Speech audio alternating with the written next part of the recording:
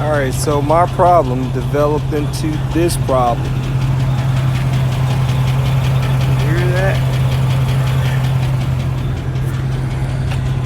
Brought it back into the shop to see if they take a look at it.